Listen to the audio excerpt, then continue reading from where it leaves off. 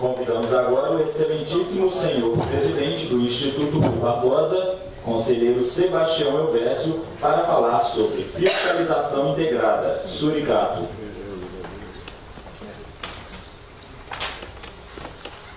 O conselheiro Sebastião Elvésio é também presidente do Tribunal de Contas do Estado de Minas Gerais e membro do Comitê Executivo de Saúde do Estado de Minas Gerais. Doutor em Saúde Coletiva pela Universidade do Estado de Minas Gerais e especialista em pediatria pela Sociedade Brasileira de Pediatra, é também especialista em controle externo e avaliação da gestão pública pela PUC Minas e especialista em didática do ensino superior pela Universidade Federal de Juiz de Fora. Muito boa tarde a todos e a todas. É realmente um privilégio poder falar nesse nosso encontro nacional pela qualidade dos oradores que nos antecederam. Eu tenho convicção de que todos nós podemos, nessa manhã e início de tarde, ter um entendimento ainda melhor do conceito de inteligência. E agora nós vamos procurar, nessas últimas 3 palestras, especificar o tema da inteligência, da fiscalização integrada dentro do âmbito do controle externo, ou seja, uma visão dos tribunais de contas. E vou começar essa nossa apresentação trazendo a experiência do Tribunal de Contas de Minas Gerais na implantação da sua política do Suricato.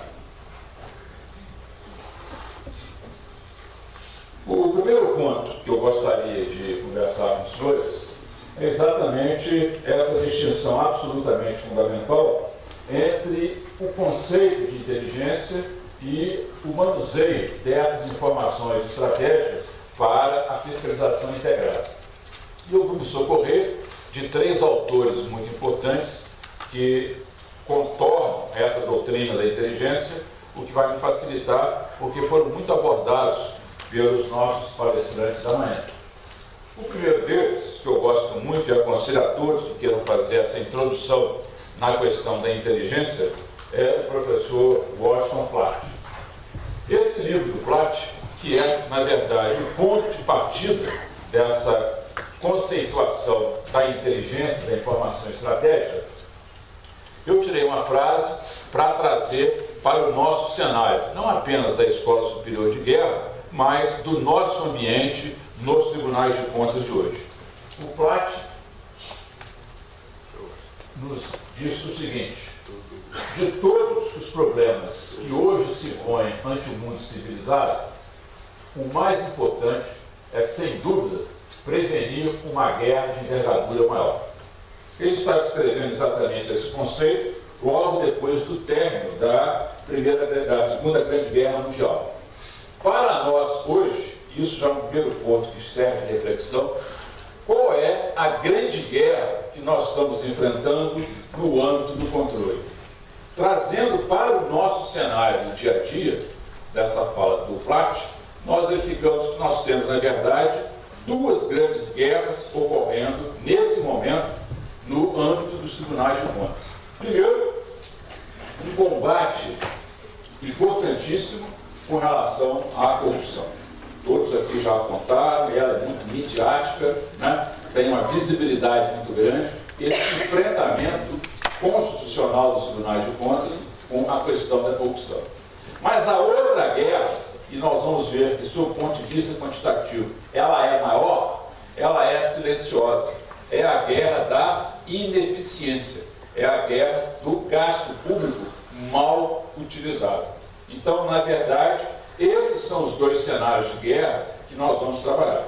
Diferentes, evidentemente, de muitas daquelas outras instituições que perfilaram até agora a sua visão de inteligência, a sua visão de controle. E o outro autor, que é exatamente o Sherman Kent, que já foi aqui muito festejado, eu vou também tirar uma frase do seu livro, que é também antológico, para destacar essa posição. O Kent, logo no comecinho da sua obra, ele fala: este livro trata das informações necessárias aos estrategistas para a elaboração e execução de seus planos. Isso que eu queria trazer para o âmbito dos tribunais de contas.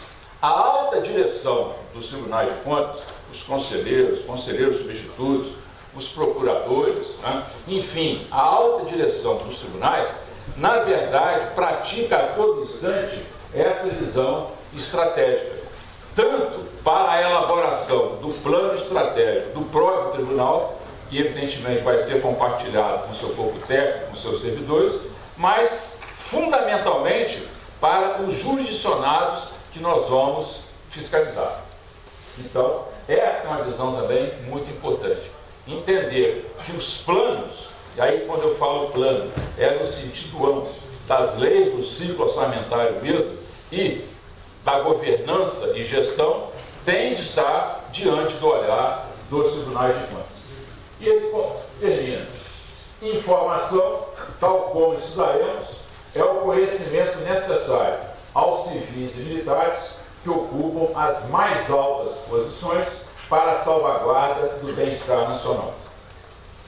Então, dentro de uma linha de pensamento, que eu acredito está mais próxima daquela que o professor Scarpelli aqui colocou, a inteligência dos tribunais de contas, ela tem realmente como motivo maior da sua atuação a questão do assessoramento. E qual é o nosso grande objetivo nesse assessoramento? Não apenas a administração endógena dos próprios tribunais, mas também a administração pública de um modo geral. E não podemos perder de vista que o Brasil é uma república federativa. Então, o TCU para o governo federal, TCS, TCMs para os governos estaduais e municipais estão no radar da atuação dessa melhora da administração pública. E, finalmente, deveria estar aqui conosco hoje também, mas infelizmente ele está numa viagem, não pôde estar conosco, o professor Cepic, que é também outro doutrinador muito importante na questão da inteligência, aqui no nosso âmbito brasileiro, junto com o Jones Vol, com o Denilson, com o Scarpelli. Ele nos alerta para o tema que o Instituto Rui Barbosa está colocando na sua agenda. O professor Cepic fala que a inteligência, ou melhor, a atividade de inteligência é pouco estudada no Brasil, praticamente inexistindo linhas de pesquisa sobre o tema. Ora, se a inteligência conceitual já é pouco estudada no âmbito do brasileiro, da academia, o que dizer então da inteligência no controle externo, da inteligência nos tribunais de contas? Então essa é a nossa grande missão para o Instituto Rui Barbosa, fazer o que estamos iniciando aqui agora, esse trabalho de pesquisa junto com a academia, junto com os órgãos que exercem inteligência, para que possamos também conceituar o recorte do que é inteligência em controle externo. Bem, a nossa função, portanto, ela vai ser muito fundamentada dentro dessa visão de tentarmos, desde a interpretação dos dados que nós obtemos através dos diversos sistemas que os nossos tribunais dominam, a transformá-los em dados estruturados, né, em conhecimento e, fundamentalmente, o que nos interessa, que é o grande objetivo, a sabedoria. Este é, no momento, o trabalho do Instituto Rui Barbosa, junto com o TCU, com o apoio da OCDE, nós estamos investindo fortemente, para que nós possamos fazer uma capacitação nas nossas análises preditivas dentro da área do controle.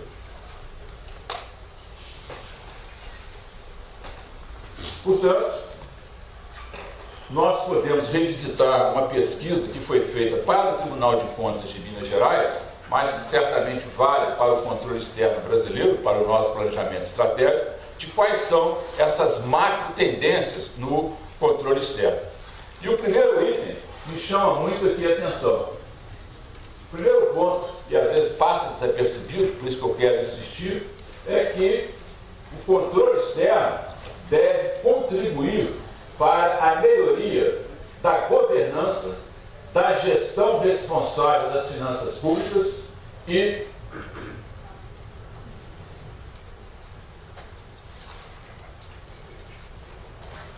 voltar só mais um, aqui está, e da qualidade do gasto público. Então, este é o grande cenário em que nós temos de nos inserir. Entender que os tribunais de contas, na sua missão institucional, eles são parceiros para melhorar a administração pública, no caso brasileiro. Bem, e avançando um pouquinho mais, aqui temos aqueles outros itens. No item 7, de modo bastante claro, um destaque, uma ênfase, um tratamento prioritário à gestão das informações estratégicas.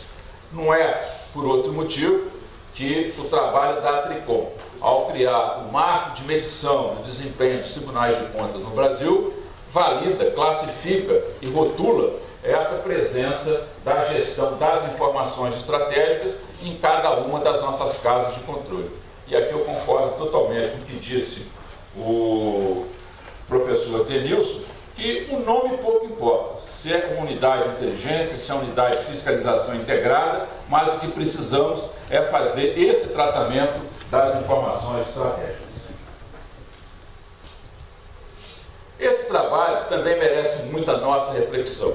Aliás, se vocês forem pegar o voto do ministro Nardes nas contas da presidente Dilma, que a imprensa transformou, reduziu a análise de pedalada fiscal, o grande enfoque que o TCU deu naquela prestação de contas era a competitividade do Brasil. O que o ministro Nardes queria de fato estar ali estudando com profundidade era a posição do Brasil enquanto nação competitiva com as demais nações. Mas, diante do volume, do aspecto político, acabaram que as pedaladas fiscais tomaram conta daquele relator. Mas esse trabalho, um trabalho antigo, de 1991, de Buchan e Ball, ele traz o que ele chama de 12 doenças na produtividade e desempenho das instituições públicas. É um trabalho fundamental para que a gente possa entender nas nossas instituições, dentro dos próprios tribunais e em qualquer uma que nós vamos fiscalizar, se ela tem esse compromisso em apresentar um produto.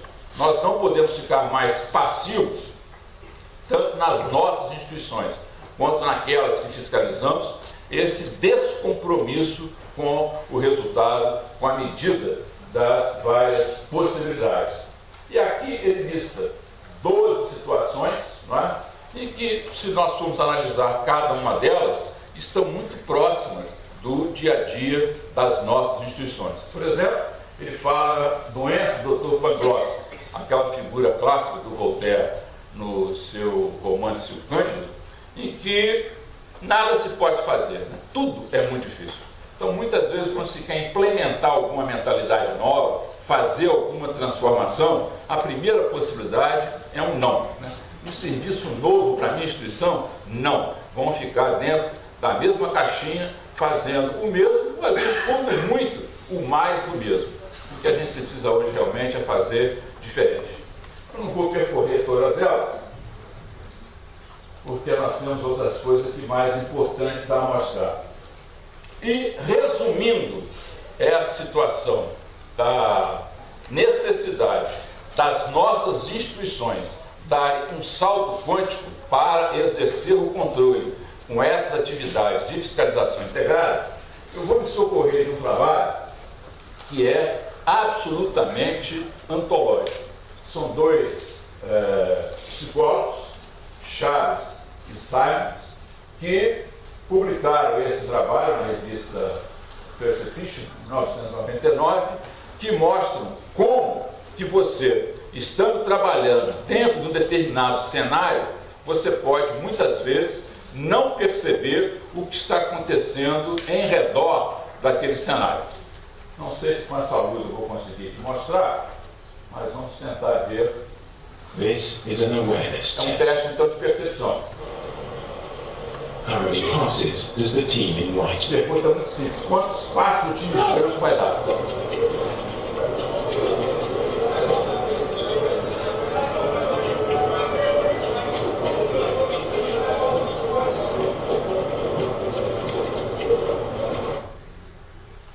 Percebeu? Quem conseguiu acompanhar? Quantos passos o time de branco trocou? 13. Alguém de outro número? 15. Algum outro número? Hein? 12. Algum outro número? Então é um dado material, quer dizer, nós estamos olhando uma cena, uma visibilidade razoável, e nós já temos para o mesmo fato algumas visões diferentes. Até que aqui na sala não oscilamos muito, ficamos entre 12 e 15. Né? Mas eu pergunto, a resposta no caso realmente é 13, a maioria falou o número 13. Mas a pergunta que eu faço The é: answer is 13. alguém percebeu alguma coisa diferente Did you nesse see the cenário? moon walking there? Ou seja, alguém viu um macaco passar ali no meio da turma?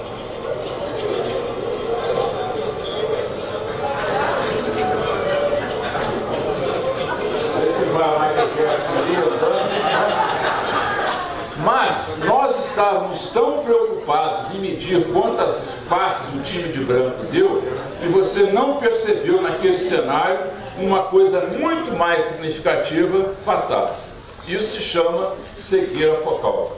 Isso acontece muito ainda hoje nas instituições que fazem controle, nas instituições que fazem inteligência ou nas instituições que têm um foco determinado.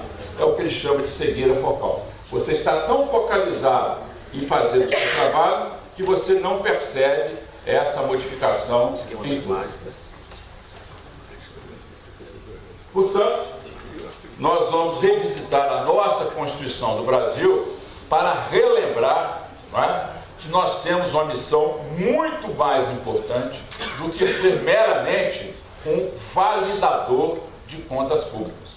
Os tribunais hoje, que fazem essa contribuição para a administração, não podem se ater única e exclusivamente às questões de conformidade e legalidade. Muitas vezes, em ambientes que frequentamos, inclusive aqui, por exemplo, na Escola Superior de Guerra, se tem a noção que o papel dos tribunais de contas é meramente para validar a conta pública, conforme aqui foi dito, sob o ponto de vista financeiro, contábil, patrimonial, orçamentário, enquanto que, na verdade, nós temos dois princípios essenciais que, às vezes, fazem igual aquele macaco da cena anterior. Ele passa na sala e ninguém percebe o que ele está ali presente. O artigo 71, por exemplo, é muito importante. Eu sempre insisto, inclusive conversando sempre com o nosso querido Jones Volta, né, neste papel. O controle externo a cargo do Congresso Nacional será exercido com o auxílio do Tribunal de Contas da União. É completamente diferente de algumas leituras que se fazem de que o Tribunal de Contas é auxiliar do Congresso Nacional. Alto lá, são duas coisas completamente diferentes. Então aqui a leitura ela é muito clara. O Tribunal de Contas da União fará este auxílio, ele não é auxiliar, né? Ele tem uma missão, e aí nós vamos depois listar, aí nesse artigo 71 dos nossos incisos, essa competência constitucional. Mas eu quero dizer isso nesse ambiente, conforme tenho dito em vários outros, para ficar bastante claro o sentido constitucional desse artigo 71. E a mesma coisa com relação ao 74, quando nós falamos também da necessidade da integração dos órgãos de controle. Os poderes legislativo, executivo e judiciário manterão de forma integrada sistema de controle interno, ou seja, a necessidade desse sistema de controle interno dialogar com o controle externo. Então, é absolutamente fundamental que nos nossos trabalhos e nossos tribunais sempre tenhamos essa visão também estratégica da valorização do controle interno.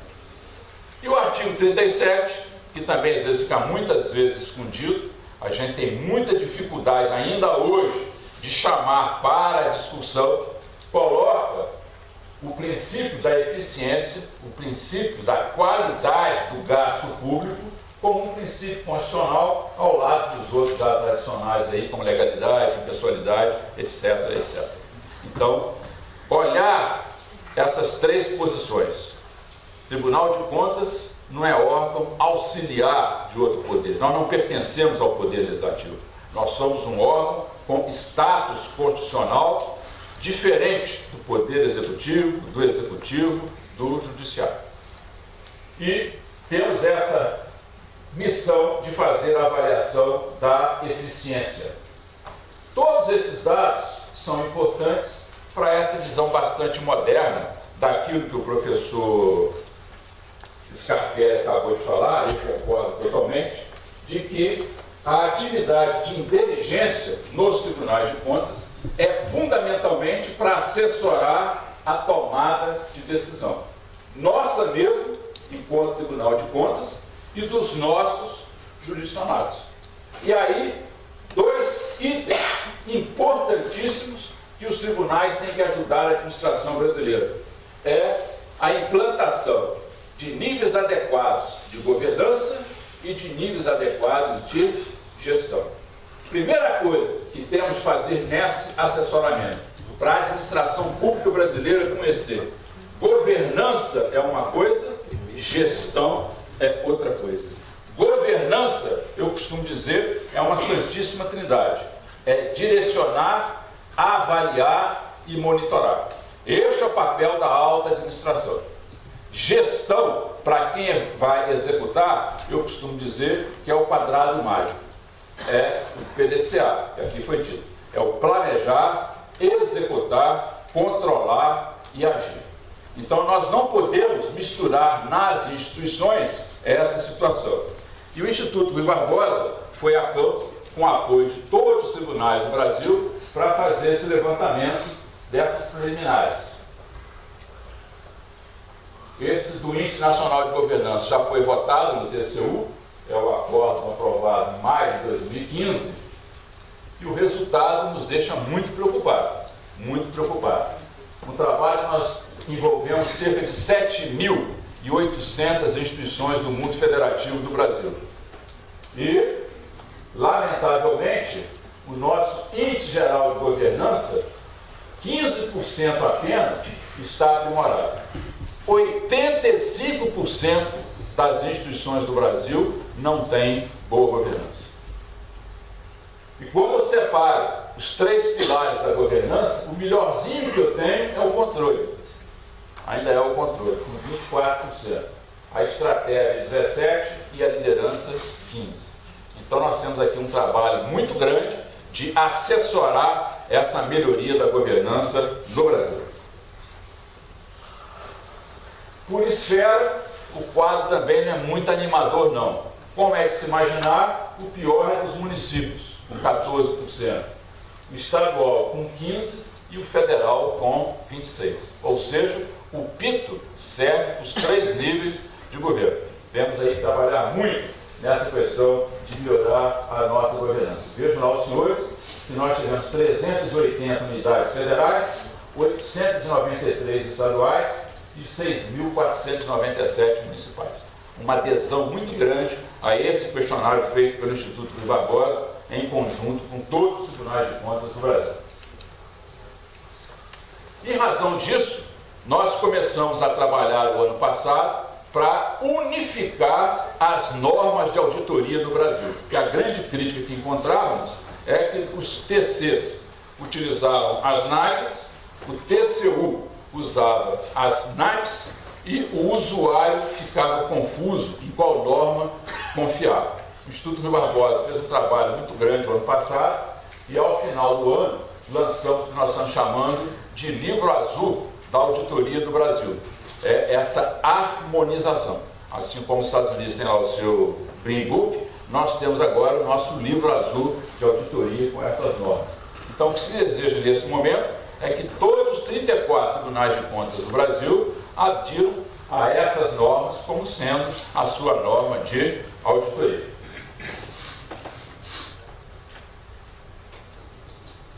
Mesma coisa com relação à gestão. Para a abordagem da gestão, foi absolutamente fundamental o trabalho feito pelo Tribunal de Contas do Estado de São Paulo, que foi o pioneiro em fazer um trabalho criando o índice de efetividade da gestão municipal. E aqui está a conselheira Cristiana, que liderou esse trabalho lá em São Paulo.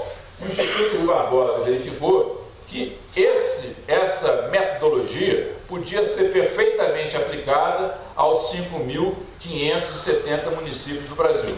Fizemos esse modelo em Minas Gerais, mostrou completa aderência. E agora, nesse momento, nós estamos conversando com todos os presidentes de tribunais de contas e pretendemos que em novembro, no congresso nosso de final de ano, nós possamos apresentar para a sociedade brasileira o resultado dos municípios na questão da gestão. É por isso que nós estamos desejando que todos façam avaliação dentro dessa metodologia experimentada por São Paulo e Minas Gerais. São 7 grandes dimensões: educação, saúde, planejamento, gestão, meio ambiente, cidades protegidas e governança. Esse tipo de inteligência, esse tipo de assessoria para a deliberação, só os tribunais de contas do Brasil podem dar. Não tem Ministério Público, não tem Polícia Federal, não tem Receita Federal, não tem outra instituição que tenha a expertise para fazer esse tipo de trabalho. Ou nós fazemos, ou o Brasil não terá. Então, a nossa responsabilidade é bastante grande. Bem, feita essa breve introdução, eu vou agora gastar os minutinhos finais para falarmos sobre o nosso suricato. A política suricato no Tribunal de Contas de Minas Gerais, e ali vou começar explicando o nome, né, suricato. Me lembro muito bem, a primeira vez que nós vamos fazer essa apresentação, inclusive nos Estados Unidos, para legitimar e documentar o início, né, em inglês, suricato, meerkat, né, e estava lá essa apresentação no Congresso de TI, e muitas pessoas imaginaram que fosse algum tipo de trabalho para verificar a vida dos suricatos. O suricato é um tipo de macaquinho, aquele bichinho ali, que vive lá no deserto de Kalahari, e ele tem um sentido de proteção muito grande com relação aos seus predadores. Sempre tem alguém que fica vigiando para que o bando possa ter ali a sua vida comunitária. Eu queria até pedir à nossa Raquel, que é diretora lá do Tribunal de Contas de Minas Gerais, que na verdade o nome suricato foi de sua inspiração, né? E hoje está aí o nosso suricato com essa finalidade, que é, e aí está bem claro, essa linha que nós estamos aqui discutindo, o que é inteligência e o que é fiscalização. O objetivo do suricato é produzir as informações estratégicas destinadas a subsidiar a tomada de decisão pelo tribunal nas ações de controle externo. Então isso é fundamental, é a visão da assessoria. E ao mesmo tempo, auxiliar na elaboração do plano anual de fiscalização em conjunto com as diretorias técnicas. Então, na verdade, há um diálogo entre aquilo que a doutrina chama de inteligência e aquilo que na prática nós chamamos de fiscalização. Vamos ver se nós vamos continuando com esses encontros e podemos ter daqui a pouco uma validação pelo Instituto Rui Barbosa do que é inteligência e controle externo. Nesse momento nós vamos continuando o diálogo com os outros integrantes desses grupos aí que defendem os conceitos de inteligência para verificar essa possibilidade. Bom, o nosso suricato, então, ele produz conhecimento para a atividade fiscalizatória, para o acompanhamento de políticas públicas e para as ações de transparência. Então, ele tem essa possibilidade de atuar nessas diversas frentes. E aqui fica bastante claro para que todos entendam como que essa atividade do suricato se insere na estrutura do Tribunal de Contas de Minas Gerais. Vejam, senhores, que nós temos a Superintendência de Controle Externo e o Centro de Integração e Gestão de Informações Estratégicas, o suricato, ele perpassa todas as assessorias de fiscalização integrada. Atos pessoal, diretoria de Estado, de município, de engenharia e perícia. Ou seja, há uma interface com todas essas assessorias de fiscalização. Então esse é o grande objetivo, que é também a maior dificuldade em praticamente todas as nossas instituições, a integração. Aqui um breve histórico, a historinha já está um pouquinho longa, ela começa na verdade em 2010, né? E aí viemos ao longo do tempo acumulando experiências e mais recentemente a unidade em 2015 foi elevada a centro de integração em fevereiro de 2015 e agora já em 2016, com o apoio de todos os conselheiros de Minas Gerais, nós estamos criando um grande centro que é o nosso centro dessa fiscalização integrada. Então, toda essa parte documental está à disposição para se alguém que entender fazer essa linha de trabalho, nós estamos aí já com esses 6 anos de experiência. Então, agora, uma parte bastante objetiva, mostrar os nossos resultados. Por exemplo, uma primeira contribuição fantástica foi a criação da malha de compras públicas. Entre as várias compras públicas que nós estudamos no caso de Minas Gerais, um dos maiores dispêndios eram por remédios, medicamentos. Então se escolheu fazer uma comparação com as vendas, ou as compras, se preferirem, de remédios em Minas Gerais. Por quê? Porque nós dispomos, e essa ferramenta é absolutamente fundamental, de um convênio com a Secretaria de Estado da Fazenda, no qual nós temos acesso às notas fiscais eletrônicas.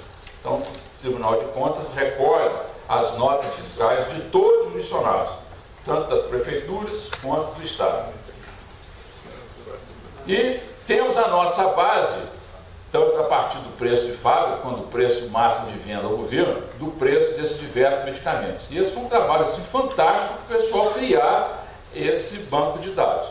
E você então simplesmente faz o que é controle mesmo, a superposição de um pelo outro. E nós encontramos em 2013 cerca de 1.400.000 de sobrepreço. E em 2014 praticamente o mesmo valor. Ou seja, o sobrepreço, que a gente achava que ia ser uma coisa muito grande, a pessoa comprar fora do valor permitido, não foi um número tão importante. Mas tivemos subprodutos importantíssimos. Por exemplo, se verificou nessas compras, quando você tinha um desconto muito grande, que tecnicamente podia parecer que foi uma bela compra, na verdade eram remédios que tinham prazo de validade importados. Não é?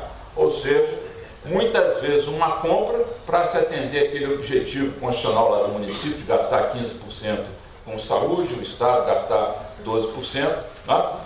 Então, vou mostrar o que nos levou a criar, aí sim, relatórios de inteligência para assessorar as nossas decisões. E aqui foi interessante, essa data eu trouxe, porque ela é histórica para o controle externo brasileiro, foi o primeiro caso concreto no Brasil, né? Não tem outro caso. Em 26 de agosto de 2014, que essa prefeitura de Itaperambi, ela entra na nossa história, porque houve uma compra de R$23.700.000 de um determinado medicamento acima do preço máximo permitido. Ou seja, é o verdadeiro batom na cueca, porque você tem a nota fiscal que ele pagou e você tem o preço máximo que ele poderia ter pago. Então, todos esses casos, nós nos preparamos para defesas robustas e não tivemos nenhum tipo ainda de enfrentamento na nossa decisão.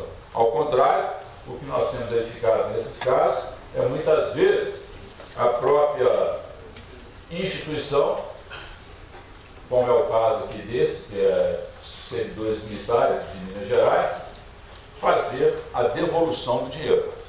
Então é realmente uma situação muito estimulante e tem dado um resultado muito bacana. Aqui é, por exemplo, o relatório de inteligência. Conforme foi já muito bem dito, não preciso insistir, todo esse relatório produzido, ele nunca pode fazer parte do processo. Simplesmente vai alimentar a nossa decisão. Vou passar muito rapidamente aqui. Por exemplo, no caso deste relatório, por exemplo, esse município tinha tantos habitantes. No exercício de 2012, o gasto médio per capita foi de R$138, bem superior à média dos outros municípios, que era de R$12. Então já chamou a atenção, por que aquele município gasta tanto dinheiro com remédio. Né? Aquilo que eu tenho disse aqui é atípico, mas não quer dizer que tenha nada de ilegal. Mas aí vamos avançando. o município tinha 4 estabelecimentos, aí já foi verificando um pouco mais. As compras foram concentradas em um único fornecedor, aí nós já vimos que a empresa vendeu 86% para aquela mesma firma, depois já piorou um pouquinho mais. Já se verificou no portal eletrônico do município um processo licitatório que divergia do real. Lá ele falava que tinha feito uma compra, né, enquanto que, na verdade, o valor era diferente daquele que ele tinha anunciado. Aqui, por exemplo, já tem essa diferenciação. Né? Ele falava lá em R$22 mil, enquanto, na verdade, o contrato era de 934 mil. Quer dizer, informação errada mesmo. E aqui também, uma coisa vai puxando a outra. Essa empresa que vendia, ela falava que era uma microempresa. Quando nós fomos verificar o que tinha acontecido com ela, se verificou que só naquele ano ela tinha vendido 1,6 milhão, ou seja, muito mais do que o limite para ser considerada como microempresa. Então já deu também uma outra notificação para a Receita Estadual para poder fazer essa conta. E também com relação aos medicamentos que são comprados. A gente vai verificando uma compra sem nenhuma relação, tanto com o protocolo Cochrane de consumo de medicamentos, como de produtos que são utilizados naquela comunidade. Por exemplo, em 2001, o remédio mais comprado foi o losartan, um antidepressivo.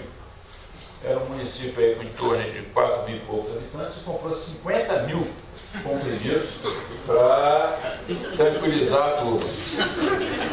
Já no ano seguinte, já foi um anti-hipertensivo, metildopa, 7 mil. Quer dizer, você quando faz uma busca de por que teve essas compras, qual o planejamento que orienta essas compras, você já vai, conforme foi o caso que ele mostrou aqui do efeito boiada, sinalizando para os outros que precisa mostrar a necessidade daquelas determinadas compras. Né? Bem, e assim foi feito esse levantamento e, evidentemente, as coisas foram piorando, né? Verificou que essa empresa tinha 2 sócios e um dos sócios que tinha nessa empresa, quando ele vai na junta comercial, participava da outra também. Né? Ou seja, você levanta uma série de situações que você coloca então para o gestor para poder tomar a decisão. Estou vendo já essa aqui em 5 minutos, então vou aqui muito rapidamente. A questão de aposentadoria por invalidez também nos chamou muita atenção. No nosso universo, ocupava a 2ª posição, com cerca de 5.500 casos. Então resolvemos verificar também nessa matriz se tinha alguém que estava aposentado por invalidez trabalhando. E, evidentemente, encontramos, né, vários casos. Nós temos hoje aí 69 já processos sobrestados na diretoria de atos de pessoal. Né? E depois da eliminação dos falsos positivos, sobraram 262 aposentados que estavam ainda trabalhando, recebendo. Mesma coisa com relação à construção de unidade básica de saúde, também só dar o resultado rapidinho para vocês. Né? Números expressivos, 88 milhões em 2013, o que nós encontramos? Desse total, 48 estavam paralisadas, 36 estavam em andamento, só 29 concluídas, e dessas concluídas, 11 não estavam funcionando por falta de imobiliário.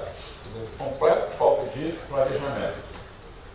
E todas essas obras, é importante dizer, elas não estavam registradas no nosso sistema obrigatório de obras, que é o GEOB. Tudo avulso. Aqui, como política pública, muito interessante também. Se verificou, por exemplo, que o regulamento nosso do ICMS do Estado exigia que o preço do ICMS entrasse na licitação.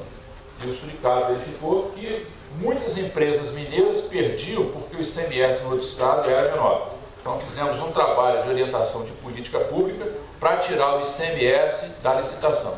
Só essa providência injetou 3 bilhões a mais na economia mineira.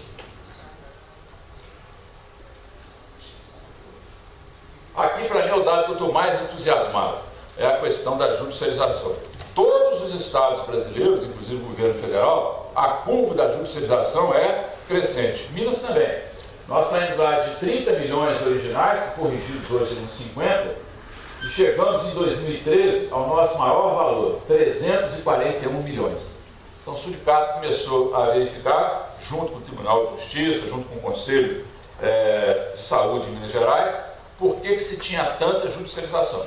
Então verificando a prescrição do médico, o laboratório que estava envolvido, e a partir então desse controle conjunto, é o primeiro estado do Brasil a ter uma regressão. Caímos 28% real no primeiro ano e agora mais 3%. Então, naquele período de 2009 a 2015, um crescimento real de 367%. Ou seja, aquele mesmo caso de efeito boiada. Só da pessoa saber que nós estamos observando a judicialização, se tiver algum tipo de irregularidade, ele já vai evitar fazer. Esse dado nos deixa extremamente estimulante. Vejam vocês aí, tem uma economia para o Estado de Minas Gerais de mais de 100 milhões de reais. Já encerrando, a questão também das compras de microempresas e empresas de pequeno porte, também medimos isso.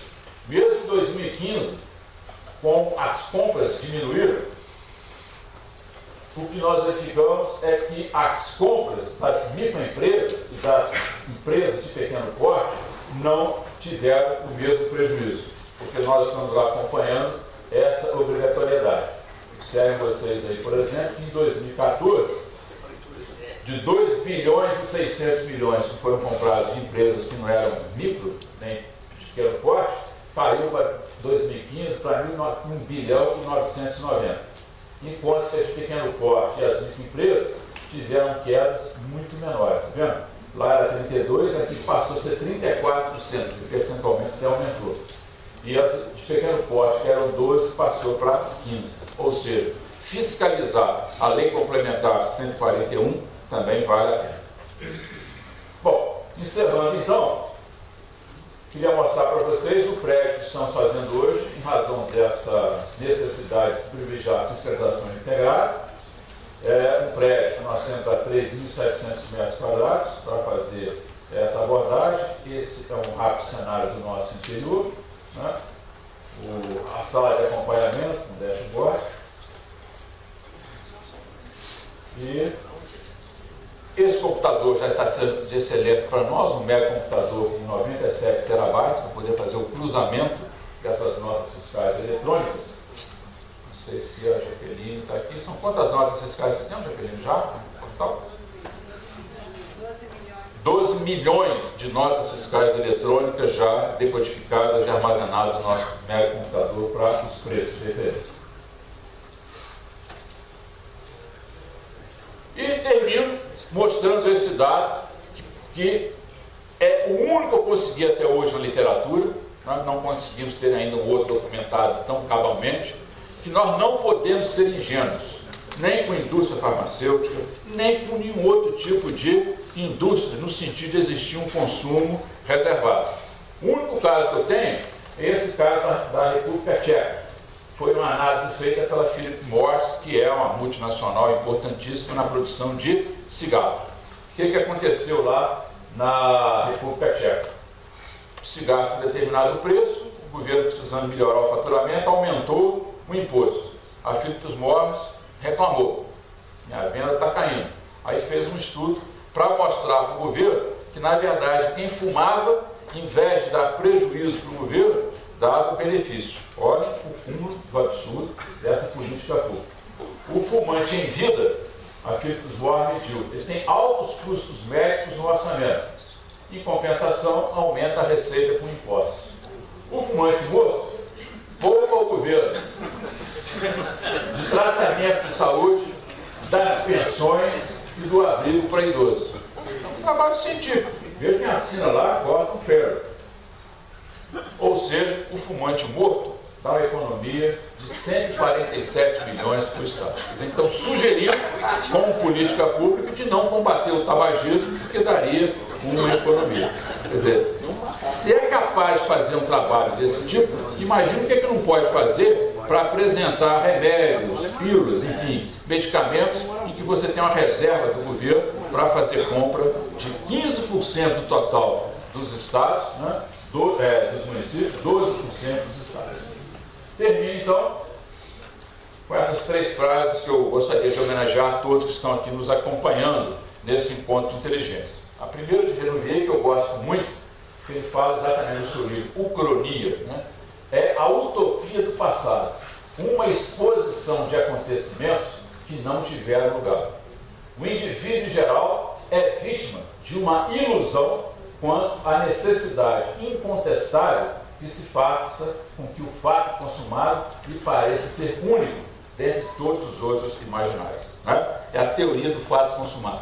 Muitas vezes alguém quer mostrar para a gente que a única solução é aquela. Jamais. Todos nós estamos em construção. O mundo está em mudança. Nós temos que experimentar o novo. Nós temos que desafiar para achar novas soluções para velhos problemas. Veja, isso é de 1857. Para ficar um pouquinho mais reforçado, Max Weber, né, também, talvez ninguém seja aí mais defensor da burocracia.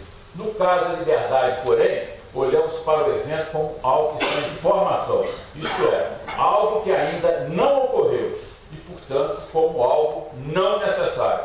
Nessas condições, ele constitui apenas uma entre miríades de possibilidades. Na discussão da ação humana, nunca poderá transcender o eu quero. Então, essa atitude é fundamental para a gente poder ser realmente transformador. Dá trabalho, porque sempre há uma inércia de se manter as instituições do jeito que está. Encerro com Karl Mannheim, que retrata também a mesma situação. A gente tem usado muito isso em Tribunal de Contas, tem havido muito essa discussão. Não tem mais que fazer autópsia, tem que fazer biópsia, né? Então, Mannheim, já em 1967, chamava a atenção do curso dos acontecimentos. Todo observador que acredita saber por antecipação quais estruturas que a sociedade tenderá a adotar, enfraquece desde logo a sua capacidade de observação empírica das mudanças emergentes e trata uma estrutura em processo de evolução como ela já tivesse tomado a sua forma definitiva. Ou, resumindo tudo que aqui foi dito, a inteligência, no sentido mais amplo, ela é absolutamente fundamental para melhorar a tomada de decisão. Qual é a inteligência do controle externo? Só nós que praticamos o controle externo é que vamos poder delimitar o recorte da inteligência dentro do controle externo. Não tem nenhuma forma de bolo, não tem nenhuma autoridade acadêmica que vai nos ensinar como resolver essa questão que é típica, é própria, é característica dessa instituição que é única e é fundamental para a democracia, porque é a guardiã do erário. Muito obrigado.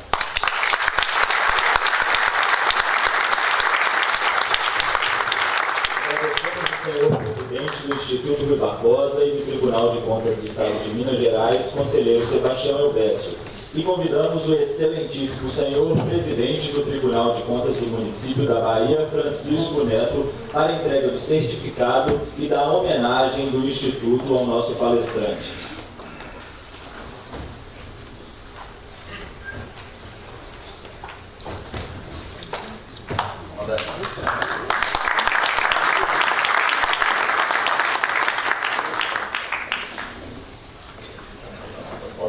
Nossa programação tá aí.